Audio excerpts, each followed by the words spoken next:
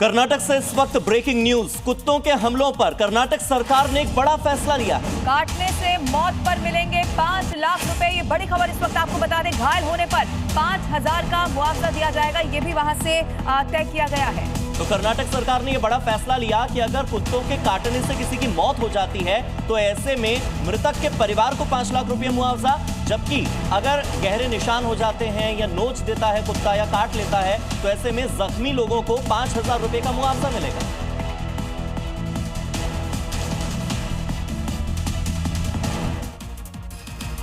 और आज सुबह से कौन सी 5 बड़ी खबरें सामने आई हैं देश से, आइए बताते हैं।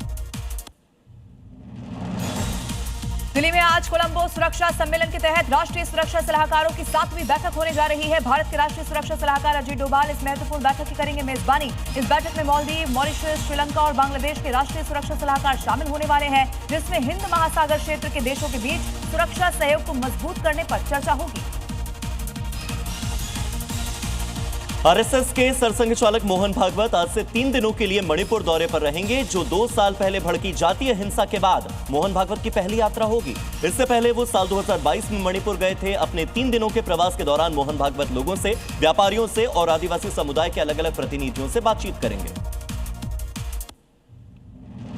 राष्ट्रपति और राज्यपाल के लिए विधेयकों पर मंजूरी की समय सीमा तय करने से जुड़े हुए मामले पर सुप्रीम कोर्ट में आज होने वाली है सुनवाई। राष्ट्रपति द्रौपदी मुर्मू के 14 सवालों पर शीर्ष अदालत की 5 जजों की संविधान पीठ अपनी राय देने वाली है।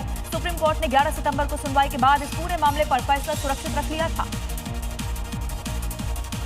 सेना प्रमुख जनरल उपेंद्र द्विवेदी ने सिक्किम समेत पूर्वोत्तर क्षेत्र में तैनात त्रिशक्ति कोर की अग्रिम चौकियों का दौरा किया। अपने 2 दिवसीय दौरे के दौरान सेना प्रमुख ने चौकियों पर तैनात सैनिकों की ऑपरेशनल क्षमता की व्यापक समीक्षा की। इसके साथ ही उन्होंने अग्रिम चौकियों पर मौजूद सैन्य कमांडर से रक्षा तैयारियों को लेकर बातचीत भी की।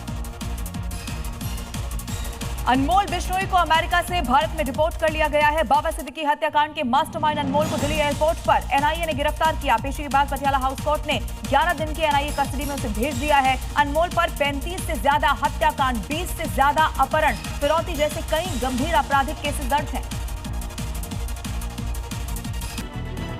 बिहार में आज होगा नई सरकार का गठन। नीतीश कुमार 10वीं बार लेंगे मुख्यमंत्री पद की शपथ। समारोह में प्रधानमंत्री नरेंद्र मोदी समेत 11 राज्यों के मुख्यमंत्री होंगे शामिल। सम्राट चौधरी और विजय सिन्हा बनेंगे डिप्टी सीएम। बीजेपी से 15, जेडीयू से 14 विधायक हो सकते हैं मंत्री। एलजेपी से 2, मांझी और कुशवाहा की पार्टी से भी 1-1 मंत्री। गुरुग्राम के सोहना से भी जुड़े दिल्ली ब्लास्ट को अंजाम देने वाले डॉक्टर उमर के तार। सोहना की जामा मस्जिद में नमाज पढ़ने आता था उमर नबी। फरीदाबाद क्राइम ब्रांच ने 2 लोगों को हिरासत में लिया। अल-फलाह यूनिवर्सिटी के चेयरमैन जवाद अहमद सिद्दीकी के पुश्तैनी घर पर चलेगा बुलडोजर। इंदौर के जवाद के पुश्तैनी मकान को तोड़ने के लिए कैन बोर्ड ने नोटिस दिया। दिल्ली ब्लास्ट के बाद एक्शन में नूह पुलिस। नूह जिले में मस्जिदों, मदरसों और किराए के मकानों में चलेगा सर्च ऑपरेशन। बाहर से आकर किराए पर रहने वाले लोगों पर रहेगी खास नजर। लॉरेंस बिश्नोई के भाई अनमोल बिश्नोई को 11 दिन की एनआईए रिमांड। एनआईए ने अनमोल को बताया आतंकवादी सिंडिकेट का सदस्य। 35 से ज्यादा हत्याकांड से बताया सीधा कनेक्शन। आवारा कुत्तों के हमलों पर कर्नाटक के सिद्धरामैया सरकार का बड़ा फैसला। काटने से मौत होने पर पीड़ित परिवार को दिए जाएंगे 5 लाख रुपए।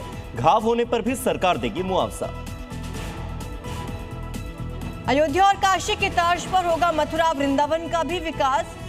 2030 के तहत 258 परियोजनाएं तैयार। मुख्यमंत्री योगी ने कार्य योजना की समीक्षा की। पंजाब में नारकोटिक्स कंट्रोल ब्यूरो की बड़ी कार्रवाई। जीरकपुर में एक ट्रक से बरामद की करीब 5 लाख रुपए की नशीली गोलियां। देहरादून से अमृतसर जा रहा था यह ट्रक। महोबा में अवैध कच्ची शराब फैक्ट्री का भंडाफोड़। हजारों लीटर कच्ची शराब बरामद। शराब बनाने के उपकरण भी पुलिस ने जब्त किए।